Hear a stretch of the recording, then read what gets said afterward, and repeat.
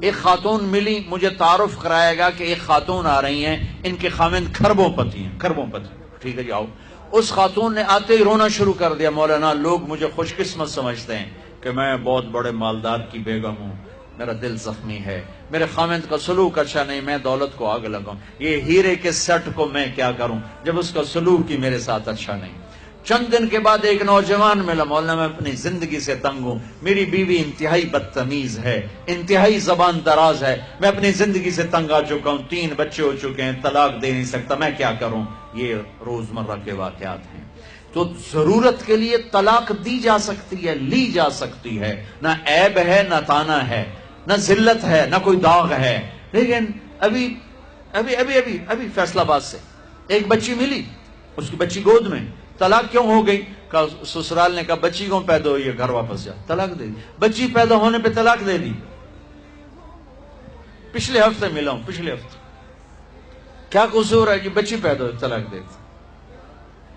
اور یہ 3 دن پہلے اسلام آباد میں خاتون ملی کہ سسرال نے گھر سے نکال دیا، کیوں؟ 3 بچیاں گھر سے نکال دی، 3 بچیاں پیدا ہونے پر گھر سے نکال دیا. یہ بھی اسی دیس کی کہانی ہے، یہ بھی اسی دیس کی دکھ بھری داستان ہے. ظلم صرف وہ نہیں جو بھتہ کی پرچیاں آ رہی ہیں اور جو دہشت گردی ہو رہی ہے، یہ گھر جیسے وہ بہت بڑا ظلم ہے، ایسے یہ بھی بہت بڑا ظلم ہے کہ کہیں بچیاں ذبح ہو رہی ہیں، کہیں بچے ذبح ہو رہے ہیں. پھر ایک اور ظلم اس کے ساتھ ہے، خاندان سے باہر نہیں کرنی، خاندان میں کریں گے. ہم راجپوت ہیں، میں اپنی بات کر، ہم راجپوت ہیں، ہم اس سے باہر نہیں کرتے. ہم شیخ ہیں، ہم باہر نہیں کرتے. ہم میمن ہیں، ہم باہر نہیں کرتے. ہم پٹھان ہیں، ہم باہر نہیں کرتے. ہم ارائن، ہم باہر نہیں کرتے.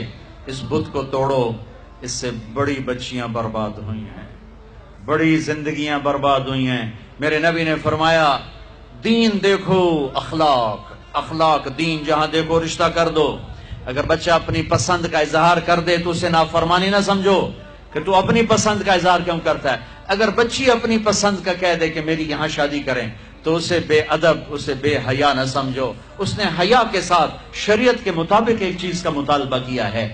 اللہ کا واسطہ دیتا ہوں ماں باپ کو، اپنے بچے بچیوں کی شادی میں ان کی رائے لو، ان کی رائے لو، ان کی رائے لو. ایک خاتون نے مجھے بتایا کہ میرا رشتہ آیا اور میرے ماں باپ دوسرے کمرے میں بیٹھ کے مشورے کر رہے کہ کرنا ہے کہ نہیں کرنا. مجھے ہی نہیں رہے کہ تیرا رشتہ آیا ہے.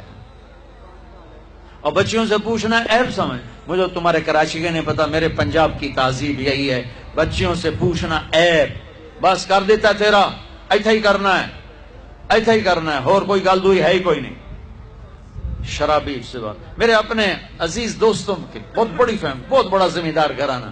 ایک بچی نے فون کہا مولانا صاحب صرف مجھے فون آیا کہ تیرے آسان تیری منگنی کر چھڑی ہے، بس فلانی تاریخ نو تیرا نکاح ہے. ٹھیک ہے، میرے ماں باپ ہیں، کر دیا، میں حاضر ہوں.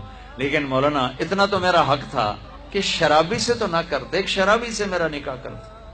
میرے خاندان میں اور لڑکے بھی تھے، ایک شراب، ان کو پتہ یہ شراب پیتا ہے. میری زندگی رل گئی اس کے پیچھے، شرابی کے پیچھے.